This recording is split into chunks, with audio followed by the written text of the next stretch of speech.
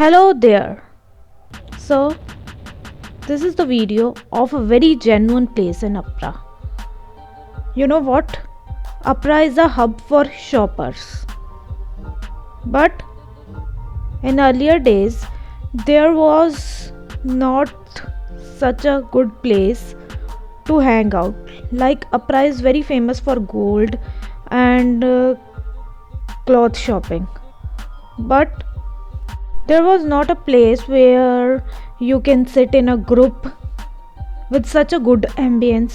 But now it is there with a good space and service. Though I have visited to Upra Sweets many a times, but on a random day I just thought to vlog it. So I just recorded the video. What I like the most about this place is that it is a complete vegetarian restaurant. Basically, it is a sweet shop come veg restaurant. Both dine in and takeaway options are available here. Well, at last but not the least, I need to clarify that it is not any paid promotion sort of thing, but the genuineness of the place has fascinated me this much that I couldn't resist myself to record its video. Now we have headed to Shaheed Bhagat Singh Park, which is also located in Upra. Here people come, walk and jog. Kids, children come and play here, enjoy the rides. This is also a nice place where one can spend his or her leisure time. Once I came here with my cousins and later I visited here with my friends. There is a suggestion that you can also come here to enjoy a picnic. Like winters are going on, so on a bright sunny day in the noon, a group of people can come here and enjoy their picnic, private picnic. As we friends in a group came here, we literally enjoyed a lot. We took swings, did a lot of talkings, we laughed out loud. The walk throughout this park was liberating, soothing vibes. Okay, now let me tell you a short story in Hindi. एक बार की बात है, हम लोग सारी class school में computer lab में बैठे थे और अचानक से टीचर द्वारा अनाउंसमेंट होती है कि स्कूल में कंपटीशन होगा कंप्यूटर टाइपिंग का, कौन कौन पार्टिसिपेट करना चाहता है। तो मैंने हाथ खड़ा कर लिया और अपना नाम लिखवा दिया। एक दो फ्रेंड्स को भी बोल दिया कि तुम लोग भी लिखवा लो, तो उन्होंने भी लिखवा लिया।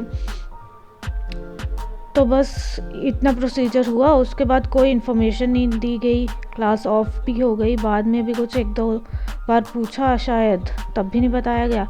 फिर हम लोगों का भी ध्यान हट गया, कोई इन्फॉर्मेशन नहीं कि कैसे प्रैक्टिस करनी है, क्या प्रैक्टिस करनी है, कितना टाइम लिमिट देखना है, या फिर कोई टिप्स एंड ट्रिक्स ही होते हैं बता दिए जाते हैं, उसी से काफ़ी फ़ायदा हो जाता है। कुछ नहीं बताया, नथिंग, मतलब जो जेन्युइन इन्फॉर्मेशन थी वो भी नहीं दी गई थी।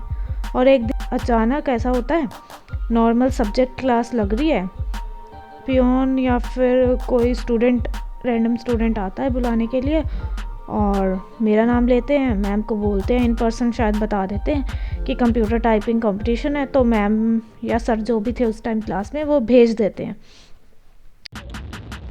तो कंप्यूटर लैब में पहुंचने के बाद देखा क्या जाता है कि और स्कूलों के विद्यार्थी भी आए हुए हैं। इसका मतलब कंप्यूटर टाइपिंग कंपटीशन है। और बाकी स्कूलों के विद्यार्थियों को देखते हुए और अपने स्कूल के किसी भी और विद्यार्थी को ना देखते हुए मैंने ये अंदाज़ा लगाया कि ये पहले ना कंपटीशन स्कूल में होना था और फिर स्टूडेंट सिलेक्ट करना था, लेकिन यहाँ तो हुआ नहीं, तो सीधा मुझे कॉल कर लिया गया और अब बाकी स्कूल के बच्चों के साथ हो रहा है कंपटीशन। अब खुद के टीचर्स ही नहीं कोऑपरेट कर रहे थे प्रॉपर। क्या था, थोड़ा सा टाइम भी था कंपटीशन स्टार्ट होने से पहले, बस खुद से प्रैक्टिस की तब, मतलब प्रैक्टिस भी क्या कि इतना भी टाइम नहीं था। इंग्लिश का तो हल्का फुल्का चलो हो भी जाता, लेकिन रीजनल लैंग्वेज उसमें ध्यान रखना पड़ता है कौन सा अक्षर कहाँ है और क्या क्या, बहुत कुछ। और दूसरी तरफ बाकी स्कूल्स के बच्चे एकदम तगड़ी वाली प्रैक्टिस करके आए थे। तो क्या था, मेडिटेट किया, भगवान का नाम लिया और ब्रीद इन ब्रीद आउट किया, खुद पर विश्वास रखा और जैसे ही टाइम शुरू हुआ टाइपिंग करनी शुरू कर दी। इंग्लिश का बहुत अच्छा हो गया। इंग्लिश की टाइपिंग में तो I think I was first, लेकिन रीजनल लैंग्वेज के कारण आई स्टूड सेकंड ओवरऑल मतलब सेकंड प्राइज़ आया मेरा, क्योंकि बाकी स्कूल्स के बच्चों की ना रीजनल लैंग्वेज की प्रैक्टिस बहुत तगड़ी थी। लेकिन I was wholeheartedly thankful to God that इतनी बाधाओं के बाद भी I was successful in adding a feather in my cap, and it indeed became an exceptional achievement.